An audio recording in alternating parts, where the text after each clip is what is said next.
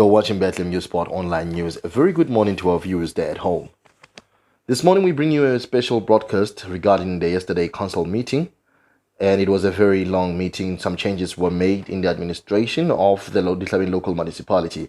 So our intentions today is to actually speak to our mayor, Councillor Lesecke, our speaker, Councillor Dihlabeng, and also an independent councillor, Isolde, who's also going to give us her views about yesterday council meeting. So without any waste of time, I'm going to try and contact Isolde. So right now on the line, I have an independent ward councillor, Isolde. She's already on the line, and she's going to tell us about the yesterday council meeting, which took place for so long. Isolde, good morning and welcome to Dihlabeng News Sport. Oh, thank you for having me. I hope it's a good day for everybody listening in. I think it's an exhausting day for all the councillors, eh? It's been tough. It was time, but yes, it's been a long day because first of all we had that yesterday morning, we had a WIPRI meeting, and the afternoon, and it ended after 11 o'clock last night.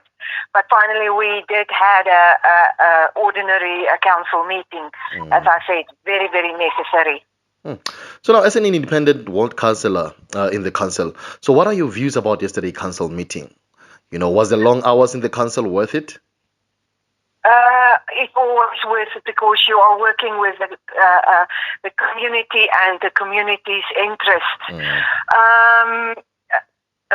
If we can talk about a few things, I would be happy to share with you. We can start with what the highlights of the council meeting specifically. Yes. Let's talk about the impact report. Everybody thinks this is now the ghost report. That's not the ghost report. It's about the AG's report on our qualification as financially. As we all know, it's a disaster. Yes. That report actually was finally served, and it had to be served 3 months ago. So all that details is old. That I must say that. And I must say I was against the report serving, and I made myself very clear yesterday as well. This report is basically, it's not addressing the problems that the AG in his report highlighted. And basically it was served without, everything was thrown back. Go and look at this, go and look at that. We can't do this. The big thing in here is that directors were supposed to come and bring their reports to inform the committee. This is the Section 80 committee for APAC. Now, unfortunately, there's a very big sickness, and this is coming long ago, years ago. It's not only the fifth administration.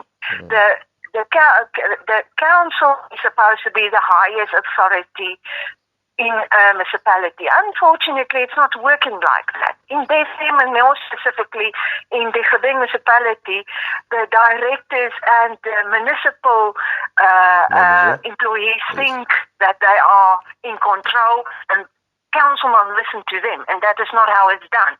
And what happened was the information we needed, first of all, the reports not available because directors was not willing to give us reports. We had a conflict situation with directors and employees in one of our sessions, and they walked out. You understand what I'm getting at? Okay. There is this sickness in the Dihlabeng municipality that they think they can do as they want. They walked out yesterday, or it was an incident that happened a while ago? The walkout from a certain department at that stage, that was an acting municipal manager that had to come and explain certain things to this specific impact meeting. And they just walked out because the questions got hard, and difficult, and conflict started happening there, and they had the audacity of walking out. We still have not received those reports. So how can you now take the report as it is, go back to council and say, listen, this is what happened? That means the Section 80 committees have got no teeth, no power. That is what it comes down to. So what is the purpose of these committees if they can't control even a little thing like that? Do you understand what I'm getting at? Now, did the other councillor also second your feelings about the report? Were they also feeling the same, or it was just few councillors who felt like the report was not enough? It was unfortunately only a few councillors, a handful to be exact. It was basically thrown back at us. Council said, go back and do your work. So hopefully now the directors as well as the municipal manager will come to the party. But it's months of work that has not been done. We've got another AG report coming up now is it September, October? I'm not sure about the date. Now, can you imagine the AG coming back to look at our books? And there is no improvement. Nothing was happening. Nothing he specifically said was supposed to be looked at. It's looked at. And every time the excuses, we don't get the municipal director or the MM to come to the party. Now, what is that saying? Council's got no powers. That is what it actually comes down to. Yeah, I know you have a fact. You have a point, actually. Because I believe the councillors are the ones who are supposed to be above the administration of the municipality. The council is the one that's supposed to be taking decisions that will benefit the community, and those decisions will be given to the administration, and the administrators must do so. Exactly. I hope, and I'm sincerely hoping that our executive mayor, he actually, after I made the statements, and everybody had the inputs, he actually said, thank you for sharing this with council and specifically towards me. And he said, listen, this is unacceptable, and he will investigate. So let's give the executive mayor, Mr. Lesecke, give him the benefit of the doubt. He's going to make plans about this, and I would like to see results. Yeah, we'll definitely wait for that. Now, tell me, how was your ward affected by the previous interruptions and all those councils which were adjourned back then? You know, how was that affecting your ward, and how do you think things will be? Do you think things will be better after the last council meeting, since we now have new acting managers and so on? Okay. Let me rather not talk about my ward only because it involves the whole town. Yes, This is the whole community. It's affecting the whole community. Everything, politics is a dirty thing. Don't make that mistake. Politics is very dirty. Okay, I said that. I don't want to go into the details, but it comes down to let's just talk about the new. We're talking about the new acting CFO. Yes. We received in our agenda of yesterday, we received a few, I'm not sure, I can't remember, I think it's 7 CVs from people that applied for the job. And my personal opinion was let the guy that's already been doing the job for 6 months, let him go on with it until the position was advertised again, so that we can get somebody that's appropriately qualified to do the job.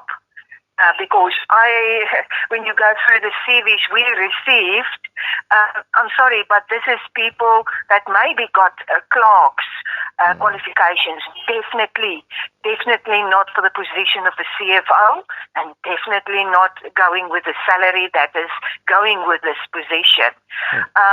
The person that was chosen, I don't know him. I'm just basing the facts that I'm looking at his CV.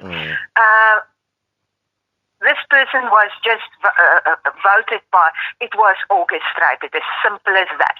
One person that is one person in council that was her favorite, and she got her team ready to second her. And this person was voted in as acting for now until the advertising the position, doing the interviews, and then the shortlist must come again to council. And then we have to decide, listen, this is going to be the CFO. You must remember, we now already more than a year without a position filled by a CFO, appropriate CFO. Yes. The person that was now... we're going through a long list of acting CFOs when Pule, that was it. Pule his contract actually expired. Now, there's a lot of things happen in between. One of the acting CFOs is implicated in fraud or tender fraud. We can go on with the list. Now, the guy that was doing the job for the last 6 months, he's now getting blamed. Now, coming back, he's getting blamed for things not happening because things are not being signed off. But if you go and look at the bigger picture, it comes down to, first of all, he's supposed to give his reports in, and he's supposed to sign off on it, and those reports must go to the executive mayor. Those things are not happening. Number two, why not? Number one, first of all, why are those things not happening? Why is the MM not signing off on the reports? Number two, why at this stage, it's all politically driven and the community is suffering. Now you've got another, what they call a Section 80 committee meeting for finance. That meeting, or that committee, has not sit since 23rd of November when the new administration came in. The most critical, the most important committee meeting. We haven't had a sit down yet because it's been boycotted by people not getting the reports in time. Number two, opposition, and I'm talking specifically about the governing party, people not pitching up. We can't form a quorum. We can't form a quorum. Now, what now? Now, one person is getting the blame so that they can get their candidate in to act in this position. In the meantime, where is the real problem? Let's start where the responsibility is. That is at the MM's side. Now, remember, we've got now the new year. The budget started at the new year, 1st of July. Yes. Everybody's now going to say, oh, the new CFO is doing his job because now we can order things and things are happening. Come on, guys, open your eyes. It's now because there is money available again. How long do you think that money is going to be available until we've got cash problems again? I already had allegations and rumors that the municipality does not have money. There are some managers who are not getting paid and all those things. How true is that? Is the municipality struggling financially? Yes, we are bankrupt. Simple as that. I'm saying that the AG said that. We are bankrupt. We don't have money. Cash flow, yes, there's a cash flow problem, but at this stage, no. Everybody's getting paid. That rumor is not true. It's not true. Thank you. No. Yes, you can continue. Okay, let's talk. Okay, we were talking about the CFO at this stage. Let's move on.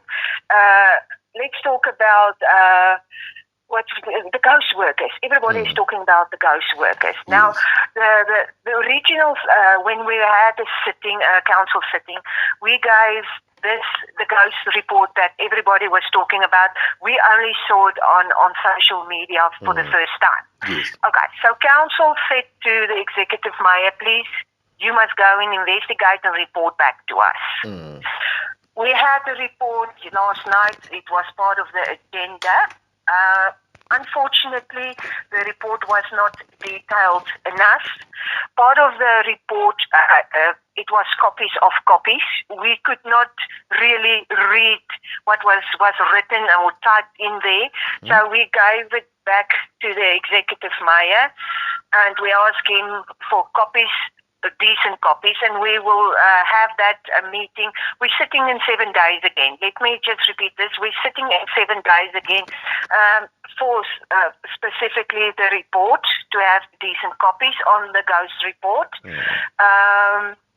We are sitting again regarding, there was this item on the Land Rover of the previous executive mayor that was in an accident. We needed a report in 7 days on that as well. There still haven't been a report regarding that car. Yes? There still haven't been a report, an accident report about the car. There was no report on the car. Even now. It's a long story, but it comes down to what we were sitting with last night on the agenda. There is no case number, there is no report, and unfortunately, because of the time span, the accident happened before my time, but as we can see in what was said, the accident already happened in October. That what means just before the local elections. Yes. So that is when the accident happened. That car was only officially handed over to the municipality again on the 23rd of November. So there was more than a month between the accident and when the car actually was given back to the municipality, because in the end it's part of the asset. Now that car is at this stage standing at the workshop of the municipality, and you can imagine the damage. It's not the correct place to put a car of, it's over R1 million. That car was bought for over R1 million, and the damages is between 300 and 400,000 rand. That's bad. Council decided that we want that report, a full report. We need the policies regarding the insurance, because that was not presented to us. We need to know what the contract was between the driver of that car for the previous executive mayor, what is said in the contract, who is responsible if that car is coming in an accident. That accident actually happened in Bloemfontein. So we ask all those details from the accident report as well as the policy, because we now, as you know, we now lost insurance on that because time expired. So we're losing as a community. Our money is basically now wasted because there's no insurance on that car and the time expired to claim. Fair enough. I guess we will have to also wait for that report of the vehicle which was driven by the previous executive mayor. Now, I don't know if you have anything to say. What are your last words to the community if you don't have anything to say more? I would tell the community all is not lost.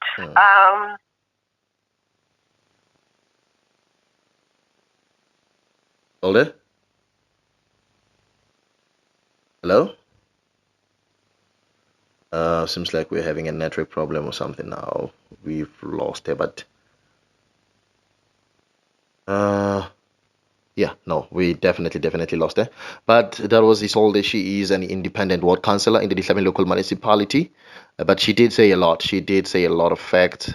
And a lot of important things, honestly. And as the community of the Dihlabeng Local Municipality, I believe these are some of the things that we really need to hear. We really need to hear them as raw as they are. Now, I'm also going to be on the call with the executive mayor, and we will also hear what is our executive mayor, Councillor Lesecke, have to say about the previous ward council that took place yesterday. I left there before 11. Yes, I left, I think, around 11:15 there. And trust me, the council was still in. So I think our ward councillors are very tired. If I cannot find some of the people that I need to call today, I would understand, because they were really tired. You are still watching Bethlehem News Sport, and yes, I was hoping to have a word with the executive mayor of the Dihlabeng Local Municipality and the speaker also, but unfortunately I just spoke to the speaker right now. She's in a meeting. I spoke with the executive mayor. He's also in the meeting. I wanted to hear their side on their views about yesterday's council. It was a very long council. I was there at the council, like I said, and left there before 11. It was a very, very hectic one. So we wanted to hear their sides and also to understand whether these changes that happened yesterday, as we had that, we have now a new LED manager, acting, of course, and also an acting CFO is also there. So we wanted to hear the changes that have been made by the council in the administration of the Dihlabeng Local Municipality. What kind of difference is that going to bring to our municipality, especially when it comes to service delivery? Because that's another thing that we are still struggling with, as the municipality is trying here and there, but there is a lot of loopholes. If we could try and point few things in our municipality, we still see that, service delivery is not really implemented yet. And another thing that I wanted to talk to both of them was their political positions in our municipality. Who is our YDO? And I was very shocked to hear that we actually have a youth development officer in the Dihlabeng Local Municipality. So maybe we're also going to be enlightened by the mayor or the speaker regarding that issue, whether about the youth development officer. Of course, we know that where you will find a youth development officer at the office of the executive mayor. So maybe the mayor was also going to enlighten us about that and tell us whether they do have a new a YDO, as I had, because I believe those are just allegations until the mayor can confirm that yes, we do have a YDO and other available political positions. Who is filling them? When will they be filled? What is happening there? Because those political positions also play part of service delivery, because there are some projects which will be done by the mayor's office or by the speaker's office, which will benefit the community of the Dihlabeng Local Municipality. And yes, for me, like Kimaseko, that's a wrap. Until we meet next time, thank you very much for watching Bethlehem News Spot Online News. Don't forget to like our page, subscribe to our fan page, and also make sure that you follow and invite people to follow Bethlehem News Spot. Thank you.